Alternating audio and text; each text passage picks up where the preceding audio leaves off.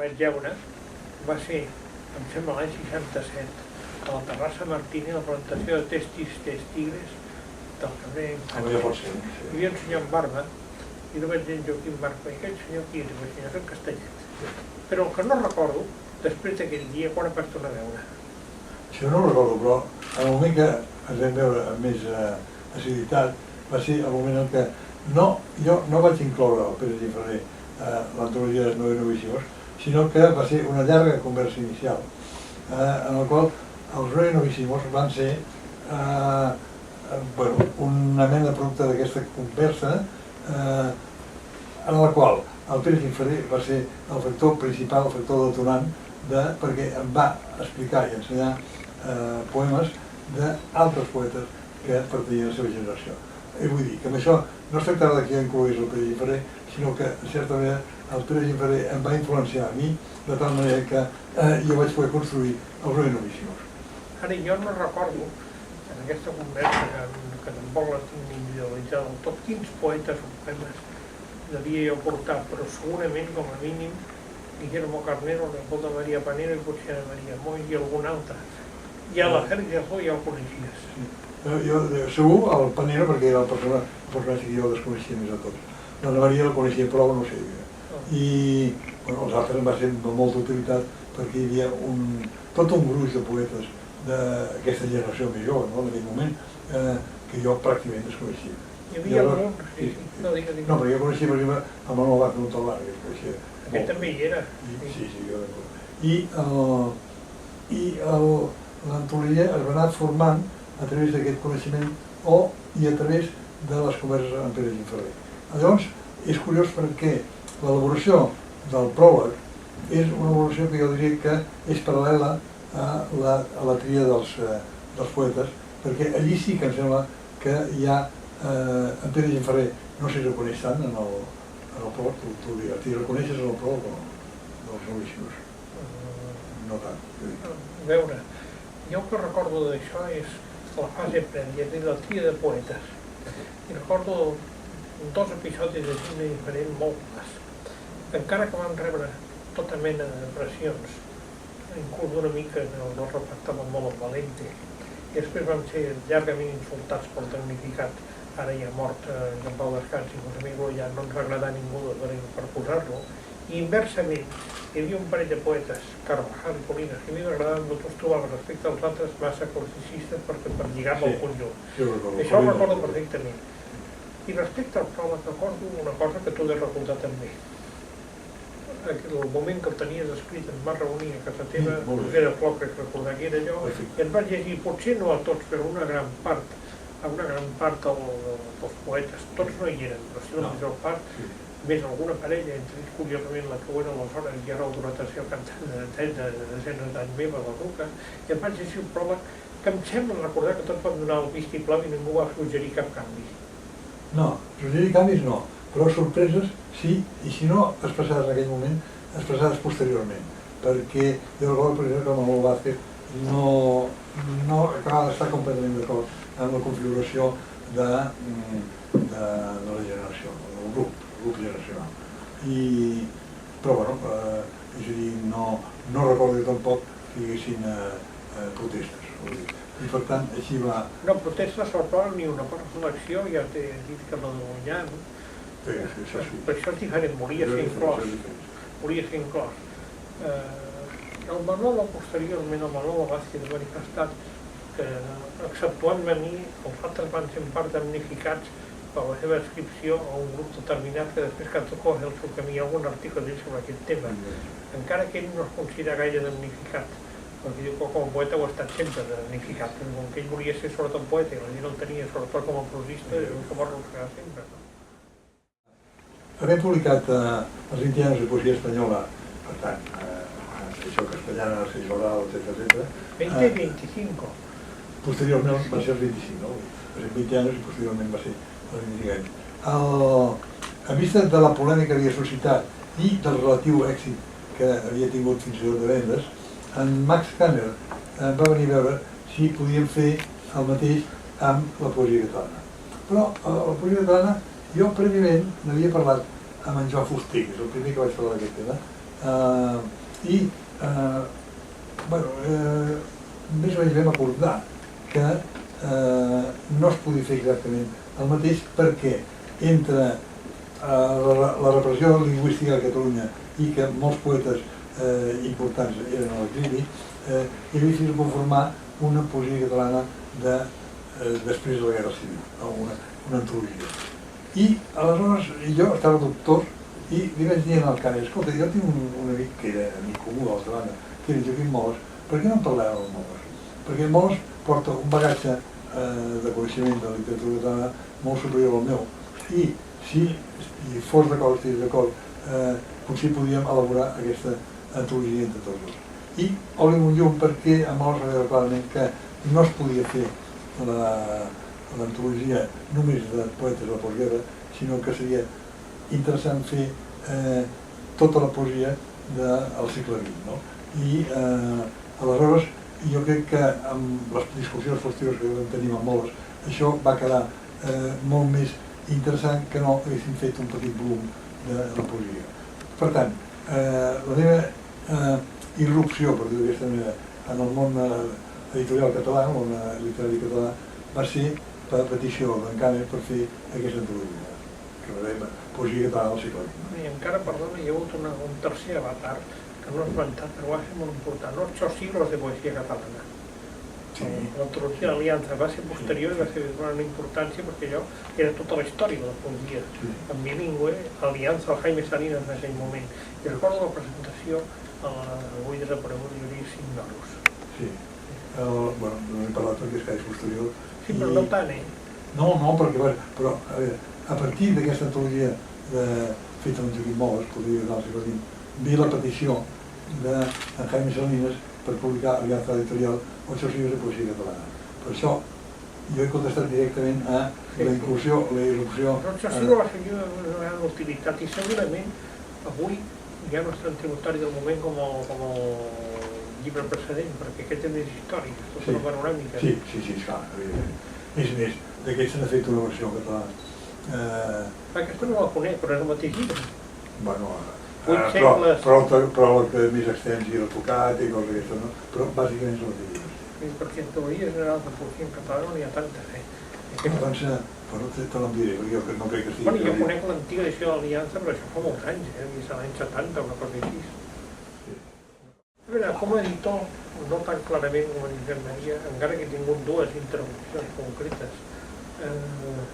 Una, com a assessor de les millors obres del Teatre Universal, el 62 precisament, i l'altra, com a, diguem-ne, codirector d'una obra que era coproducció del 62 Planeta, el gran grup català que dirigia, de fet, José Mateo Aguirre, com diguem-ne, el lloctinent d'en Planeta i redactor personal dels cicles. Hi ha molta intervenció en l'edició catalana que no puc deixar d'esmentar-la, perquè és molt extensa, però és un mig invisible, com el jurat de premis. Això encara ara són més jurat de premis en català que de premis en castellà, encara que sigui de molts. Però clar, això dels jurats queda com difuminant, s'hacen a les obres premiades. Com a escriptor, jo formo part de la direcció, va aprendre a parlar en català i després va aprendre a parlar i escriure en castellà. I cap a l'any 70 em vaig decidir escriure en català, en gran part perquè molts dels meus amics ho començaven a fer. El Terenci Moix havia començat en castellà, va seguir en català. I llavors vaig escriure molts anys en català. La poesia només en català gairebé, encara que també escrigui, això és una altra cosa divertida, poemes en italià i francès. I en el cas del francès aviat va publicar un llibre que és amb una plaqueta bibliofílica que només la ven a nivell en casa de la llibreria de CaixaFont, una cosa que dura Roland de l'Arròs. I vaig estar escrivint la prosa, no obstant, la prosa en castellà l'he feta sempre, com molt, Com que vas fer el dietari? El dietari sí, però prosa en castellà vaig fer el llibre del Torres d'Octavio Paz, así de literatura, los raros radicalidades. De la novel·la. De la novel·la. La canya de la Guàrdia Procera, que va sortir tardament, però va ser escrita l'any 69. Poesia, en canvi, durant molts anys, només en català, i vaig tornar a fer-la en castellà. Ocasionalment he fet algun versió en castellà per raons personals i biogràfiques que he explicat 1000 vegades a partir de l'any 2006. I tampoc he deixat curiosament d'escriure poesia en català perquè, a part d'altres coses, la més coneguda, cosa que vaig dir a Frankfurt l'any 2007 quan anava a Catalunya, però n'hi ha d'altres, inclús l'any passat, i tu saps millor que ningú, poesies i proses en un llibre d'en Barcelona i Bibliofílics. encara que les coses que siguin en poesia catalana darrerament sembla que no ha de no ser llegida per gaire gent, perquè són edicions bibliofíliques o bé coses com Frankfurt, o allò d'en Plensa, del Ramon Llull, llibre de meravelles, o aquell estrany llibre de poesia catalana vista per paper d'inferent la regalaven el dia de Sant Jordi al Ferrocarril de la Generalitat. Ara, com a escriptor, he escrit molts llibres, jo em temo que n'he escrit una 50, entre català i castellà, no conto el francès literalment, no hi ha cap llibre, per desgràcia, i el francès un de sol, com a llibre. I com a editor, a part d'això que he dit, he estat sobretot editor en castellà, però per això jo tenia, entre d'altres, dos excel·lents poetes catalans que eren editors en castellà, Maria Manent i Joan Teixidor, i ja no parlo dels estrangers, Eliot i Pavese, molt més importants que nosaltres, però aquests eren editors en la llengua habitual seva. Però Maria Manent i el més cartàs de Maria Manent era exemplar, perquè la mateixa imperturbabilitat que publicava John Keats publicava per Wikipedia. Ell era un editor anglosaxó, publicava el que tocava de publicar per el que fos. També va ser editor, però amb no tant d'èxit en Gabriel Ferrer. Però Gabriel Ferrer, la seva experiència a Seix Barral, l'editor literari va ser meu i bastant tumultuosa. No, el primer contacte amb autors estrangers, sinó la primera entrada més o menys massiva, és a motiu de les converses poètiques que jo no hi vaig ser, però les converses sobre novel·la de Formentor, seguit del muntatge que va fer en Carles Badal dels Premis Formentor, que en realitat eren dos premis, un es deia Premi Internacional dels Editors, que es va canviar per Premi Internacional de Literatura, perquè els jurats vam protestar, perquè no eren només els editors que donaven el premi, sinó que també eren els jurats, i el Premi Formentor, que era una obra inèdita i que el donaven els propis editors. Però el motiu d'aquestes reunions realment va ser un contacte molt constant, ens veiem una vegada a l'any més segurament, però hi va haver una xarxa, i això mai lligaríem en Barral, el grup, no solament en Barral, el grup perquè hi havia Seix que em va ajudar molt en aquestes coses, i en Joan Petit, el grup de Seix Barral, que ens van obrir les portes no solament als escriptors, sinó també als editors. És a dir, el poder anar a Turí, a París, a Londres i trobar algú que et rebia, que t'acollia bé. D'altra banda, jo vaig tenir una altra immersió massiva perquè l'any 59, coincideixen els anys, vaig tenir un contracte que he explicat altres vegades amb la Comunitat Europea d'Escriptors que va donar bon resultat perquè al cap d'uns mesos em van cridar perquè formés part del comitè directiu.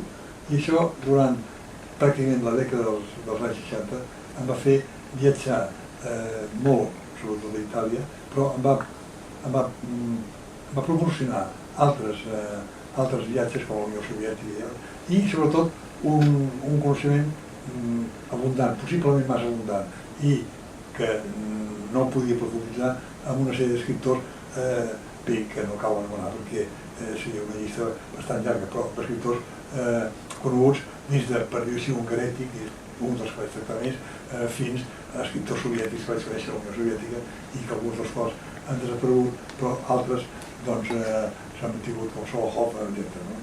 Aleshores, sí, als anys 60 jo tinc un coneixement personal i massiu d'alguns escriptors i del record potser em queda més profund són els italians, concretament Elio Tirini i Traunelli. Jo vaig començar coneixent escriptors que tenia més a prop. Un dels primers que vaig conèixer va ser en Foix, que el vaig veure quan encara jo no havia escrit res en català i ell era molt poc conegut en qualsevol llengua. Els llibres només es venien en un pis del carrer Pelai o ell te'ls donava ell.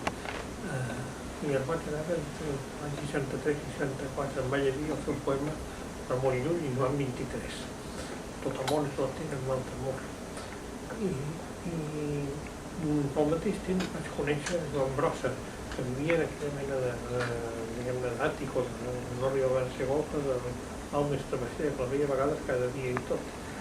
I paral·lelament per carta vaig conèixer, ja una mica més tard, és per ara fins al 63, 64, ja parlo del 65, 66, Vicente Aleixandre i Octavio Paz, que han estat, aquests quatre, els escriptors que he tractat més en català i en castellà.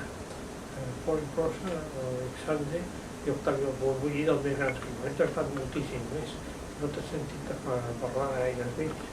En canvi, els escriptors en llengües no ibèriques, no hispàniques, els que he tractat han estat de manera més esporàdica, encara que en algun cas en molts de Cabral de Melo, jo Cabral de Melo sobretot, que ja va tenir influència anteriorment en una època precedent, sobretot el grup de Davos Set, i també alguns autors que he editat, però merament com a editor, encara que hi ha algun important que va ser Catalunya, com el Milan Kundera, el tracte merament com a editor és molt diferent del tracte d'escriptor-escriptor, i aquests que esmento, el Cabral de Melo en podia llegir.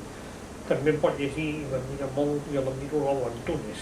L'Alba Antunes va protagonitzar un incident memorable a la Pedrera.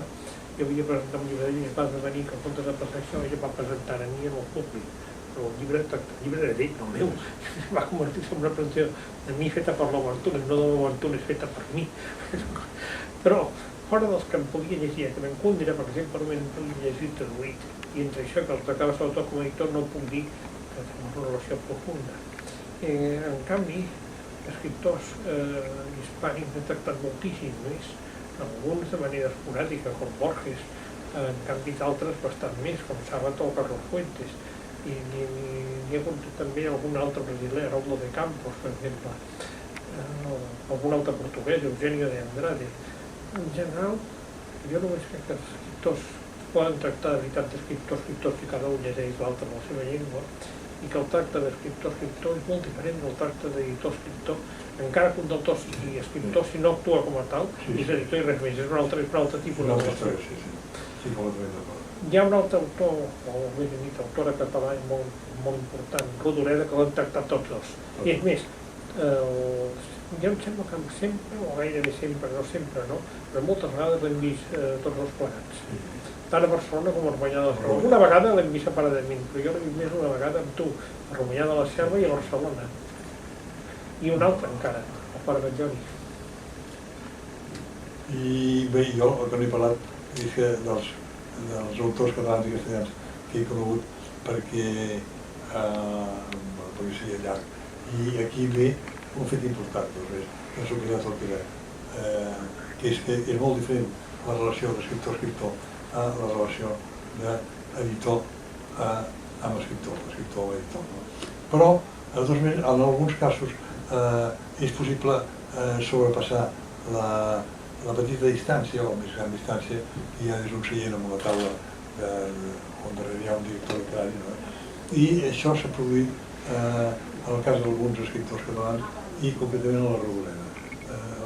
Després d'algunes tentatives inicials, bé, arriba un moment que, estranyament, amb un grup relativament petit de gent, ella s'obre i entre aquests jo crec que hi ha, evidentment, en Pere Gimferrer, segurament Joaquim Moles i jo mateix. I bé, això porta que cadascú ha tingut una relació especial. Jo també vaig escriure un retrat literari de Mercè Rodoreda, que jo crec que és la peça literària que té més èxit de les coses que he escrit. Oh, sí? Tant com això? Home, mira, a part que ha estat traduïda independentment del llibre, tot el grup d'estudioses, noies, dones, de la Rodoreda, han agafat aquest text com, no sé, les professores, que són bastantes, com un text bàsic de coneixement d'ensenyament de la Rodoreda, i en aquest moment acaba de signar no donaré nom encara, acaba de signar un contracte per fer una adaptació cinematogràfica o televisiva d'aquest text. Però jo no recordo tan ple de coses com per sortir una pel·lícula d'allà. Jo tampoc. No acabo d'entendre. És firmat, ja vull dir. Sí, però només amb això fan la pel·lícula o agafen altres elements? Això s'extén, com que encara no estic autoritzat a parlar del guió perquè no el faig jo, vull dir. No, però m'estranya perquè el text el recordo i m'estranya No, que hi és un surti un llargmetratge. no, sí. És un llargmetratge? És llargmetratge o un telemovie, que es veu que sigui el mateix. Però en plan de biopic, amb actors i tot plegat. Naturalment. Però sobretot a base de converses que no hi seria, òbviament. Les converses són reals o estan reconstruïdes? Estan reconstruïdes sobretot pel que em diuen els productors i director sobre una tria extensa de les entrevistes a Mercè Rodoreda o alguns textos literaris en els quals més o menys ella no sé si tu recordes una cosa extraordinària que s'ha comercialitzat en VHS i en DVD, a Fondo del Sol Serrano amb la Rodoreda, en color i en castellà. En color. I en castellà que ella feia l'ingenu i tot el que deia de Sonrei de Verna. Gran personatge. I no cal parlar de Pla. Bueno, una cosa tan rica que tu la saps tan bé com jo, però a mi sobre em consta per escrit i figuren les cartes d'ella que he donat còpia a la Fundació Rodoreda, les coses que deia de la literatura catalana coetània. De mi parlava bé, però costa de parlar malament de gairebé tothom. Això acostuma a passar. Sí, però posar-ho per escrit un escriptor conegut ja no és tan freqüent. No, això no. Però vull dir, grans escriptors com el Pla o com l'Espriu, també parlava malament tothom. I tu em vas dir que fins i tot Baroja, quan em vas conèixer, m'has dit. Sí, vaig conèixer Baroja, però això molt poc. No, però em vas dir que l'únic que deia era tonteries. Sí. Això va passar una vegada a Madrid, després de la guerra. No, jo penso que no es pot escollir un moment determinat unes persones i separar-les de les altres, no? Això seria per un altre tipus de cosa. Jo el que sí he de dir, per afegir-me en el Pere Diferent, que un dels personatges que m'ha influenciat més, no pas literàriament, sinó inclús en el pensament sobre el món contemporani i sobre la literatura, ha estat Octavio Paz. Això té una explicació, que és que el meu avi matern havia marxat no exiliat, sinó era un emigrant i la meva mare havia escut a Mèxic.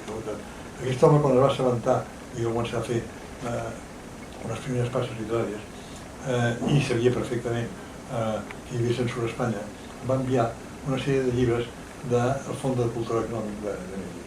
Entre aquests llibres hi havia, no gens menys, els llibres de Rulfo, només l'obra era curta, però hi havia llibres d'Octavio Paz. Poesia o prosa? No, la prosa. I llavors jo vaig llegir El laberinto de la soledat i literalment si vaig caure al cul. Perquè Oye, Abajo i la vida també. Sí. Dic aquest llibre perquè en als anys 50 i 60 a Espanya reben un pensament obert, liberal i una cosa que comptava molt pel fet de ser català, vull dir, tan anticentralista i tan... Molt. No, molt, brutalment, no?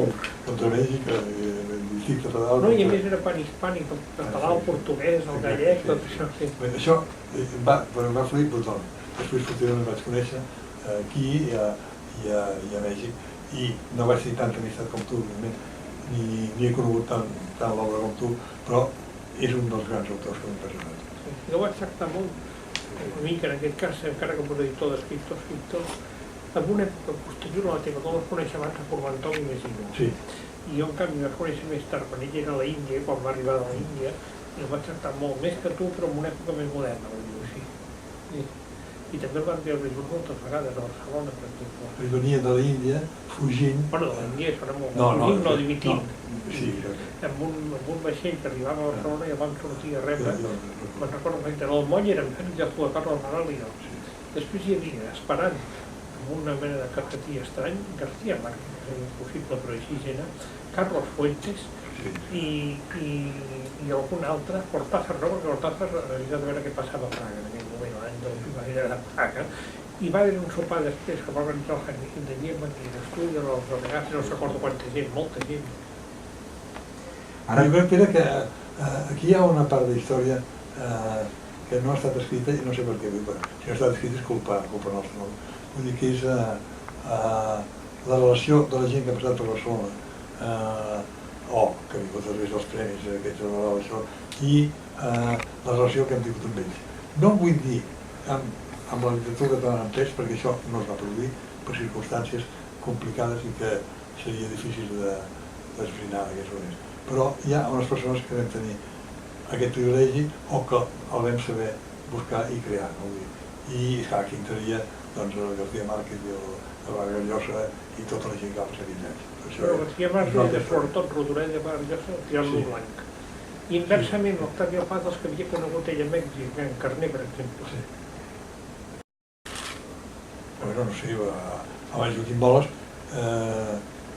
jo el conec, curiosament, no tant per una qüestió literària, sinó perquè eren tots dos amics del net del gran impressor català Horta, la casa Horta, el net en Joaquim Horta, que era amic seu i era amic meu per altres raons. I llavors un dia es va presentar. Però el Joaquim Horta, poeta. Sí? El poeta, sí. Sí. I a partir d'aquell moment es va desenvolupar una amistat que va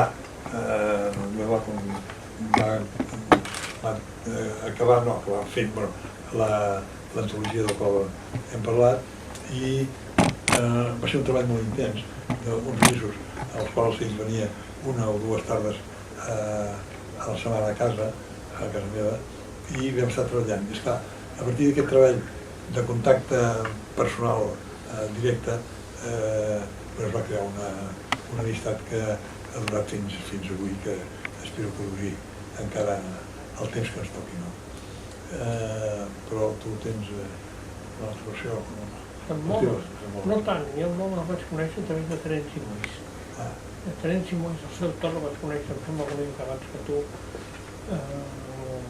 quan encara era un escriptor inèdit en gran part, només havia publicat crítica cinematogràfica i un parell de les policia que era un pseudònim per guanyar-se les ropes, i quan va començar a escriure en català, que encara me'n recordo, un dia sortint de ser Ibarroca de Provença a la Casa Oscura vas comentar el dia que va venir el Monument, que el volia contractar i que em semblava, i que em semblava molt bé, me'n recordo perfectament, poc abans de la publicació del dia que va venir el Monument, m'hi sembla que el general més sortint de Provença, potser ho he oblidat, però recordo aquell estrany comitè de lectura quan encara hi havia el Carlos Barral, i tant com jo era només membres externs, assessors d'aquell comitè que reunia i que venien Gabriel Ferretet.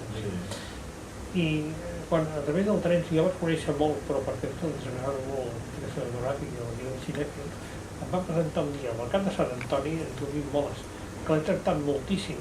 Ara darrerament no tant, però encara em vaig adherir, mentre jo vaig contribuir econòmicament a aquest estrany homenatge que li van fer, li van regalar una peça, com tu saps, del Manolo Bové, a Casa Fuster no fa pas gaire. I Terenci Moix, malauradament va morir, però Terenci té més que la literatura. Al principi de la literatura, després ja es parlava de cine. I a mi m'interessava molt les coses que m'hi han interessat, sempre el cine clàssic americà i l'italià. En canvi, el cine més recent, alternativament no l'interessava, a mi sí. Però vaja, a mi no vaig tractar molt, però la major part del temps parlaven més de pel·lícules que de llibres. Al principi no, al principi parlaven molt de llibres. I en Boles anar tractant de manera intermitent, més sovintejada, però potser menys profunda que Martí de Riz, el seu mestre, i el meu també. I segueix sent per mi un amic. I encara ens quedava algú a parlar, s'ha d'efecte. No, queda Montserrat Roig, em sembla. Sí, Montserrat Roig, i jo la vaig conèixer en una situació curiosa. Quan els dos eren membres d'una cosa que va veure un comitè de lletres de Serra d'Or, que el va crear molt precisament entre d'altres, i era jo, la Montserrat Roig, Oriol Pi de Cabanyes, Guillem Jordi Grell, i en la distància en Jaume de Parfany, que anava a dir coses d'Anglaterra. Això m'ha donat un parell d'anys. El període del qual ella va escriure inclús una ressenya d'un llibre a la Buscat. Després la vaig veure escadusserament i sempre m'ha semblat les dues parts més interessants de la seva obra, en el fons, en una de sola. Més que la ficció, l'autoficció, o el testimoni de l'Agulla Daurada, un pensament de Sartre Pessic de Febre, em sembla que per raons de l'edat que va morir tan aviat va arribar abans de la maduresa en l'autoficció que en la ficció pròpiament dita. Tinc aquesta impressió. Jo sé que els seus grans llibres són l'Agulla Daurada, un pensament de Sartre Pessic de Febre. Ramon Aradeu era una cosa incipient i la veu melodiosa fa pensar que hauria pogut esdevenir una mena de post-Rodoreda si hagués viscut més temps. Jo vaig conèixer bastant el Montserrat perquè... No, jo no tant com tu, vaig conèixer no, tant com tu. no, perquè jo vaig editar la major part dels seus llibres. I també es va produir aquell moment gloriós que és la separació de l'editor i l'editor. Amb el temps, i no amb massa dificultat, vam arribar, per dir-ho així, a ser amics independentment d'aquest tracte difícil o no difícil de l'editor amb el... El que vam resoldre relativament bé, perquè arribat un moment determinat vam decidir que no parlaríem mai de diners ni allò que no tenia sentit. I aleshores ella tenia la gent literària, que era la Mercedes, i jo tenia, s'ocupava de drets d'autor i d'aquestes coses, que era la Josefina Revilla. I llavors, el dia que s'havia de pagar aquestes coses, i jo anava a prendre un cafè i a l'editorial quedaven elles dos discutint els temes. I quan havia acabat, o em semblava que havia acabat pujant, i ja estava arreglat. Per tant, no havíem de parlar. Parlant de la separació, que no recordo, el seu últim llibre el va publicar a 62, un pensament de Sant Vestit de Febre. Oh, i tant. Porta un pròleg meu perquè... Per això, aquesta separació va ser transitòria. L'últim llibre, i també va ser teu, el veu melodiós de l'Agulla Daurada, que m'enganya molt la memòria. Sí, no. A veure, l'últim llibre, que són els reculls d'articles seus, que m'agrada molt perquè penso que ha estat una de les millors columnistes publicada al diari Avui, i que s'ha manifestat mai en aquest país perquè no entrava en qüestions polítiques directes com altres vegades els tractes, sinó que anava parlant de coses de la vida. I jo crec que és un llibre seu... No està lluny de ser el seu millor llibre, que és curiosament, no, estic completament d'acord amb tu. És ben curiós, perquè és conegut d'altres coses. I aquest pot ser el millor llibre que va fer. I, d'altra banda, jo també estic convençut que no sé el que és passat si no hagués mort als 45 anys, això és evident, però no havia arribat, per dir-ho així, en el terreny de la narració relativa de la creació del món novel·lesc, no havia arribat, no havia assolit el punt que ella mateixa buscava i que estàvem d'acord que li faltaven encara unes passes. I des d'aquest punt de vista també estic completament d'acord que l'Agulla Daurada és una de les seves obres importants, perquè els catalans dels camps nazis és massa reportatge i no té aquesta conformació literària que té. I més tenia el precedent de Viaje a Població, però tampoc és també reportatge Viaje a Població, que era el mateix però explicat com a llibre d'encàrrec quan va anar a passar la temporada a Leningrad. Aquell llibre ja publicar Ediciones Jaurejo de Moscú, te'n recordes? Viaje a Població, que era una mena d'Agulla Daurada però en forma de reportatge. No, perquè era l'encàrrec que ella tenia. Sí, l'encàrrec. Ella el van convidar... Era un bon llibre, però era un encàrrec. Ella va convidar Leningrad, avui en dia Sant Petersburg, evidentment, per que ella visqués aquell ambient i escrivís com a autor estranger independent la seva visió de passar els anys d'aquells fets. Avui des de l'acadèmia no va ser idea de Martí de Riquer. Martí de Riquer va votar favorablement i ha estat un gran company d'acadèmia que va donar implicacions molt útils, però la idea inicial va ser de Fernando Lázaro Carreter, Paco Ayala i Antonio Tomàs. I era una idea basada en el diàleg hispànic del fet d'idioma escrit en català i castellà. Va tenir el suport de Pedro Laín, que era el director, i de molta més gent, alguna oposició de gent que pensava que el meu objectiu era proclamar la independència de Catalunya, però la veritat és que no ho era. I després he tingut èpoques que he anat molt sovint a l'acadèmia, el que he anat de tant en tant, depèn dels moments, però en el moment actual hi vaig força sovint. I també hi anava al principi, era una època que hi anava amb Enrique una vegada al mes, però Enrique va deixar d'anar-hi jo també, i després hi he tornat a anar molt sovint.